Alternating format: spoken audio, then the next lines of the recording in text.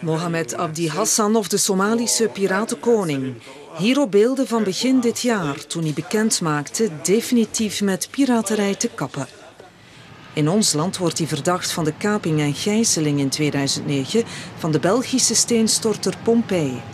Volgens een advocaat is hij diplomatiek onschendbaar en onschuldig. Die feiten worden met klem betwist. En mijn cliënt zegt, goed, ik heb nooit die feiten gepleegd die mij ten laste worden gelegd. Ik ben nooit een of andere organisator geweest van een of andere kaping. En dus ook niet van de Pompei. De man en zijn compaan werden naar hier gelokt met een list over een film. Het duo blijft aangehouden, tot frustratie van enkele familieleden van de tweede verdachte die naar Brugge waren gekomen.